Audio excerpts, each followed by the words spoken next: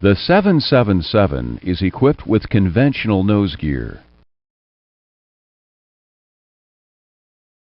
The main landing gear are attached to the wings. The aft pair of wheels on each truck is steerable.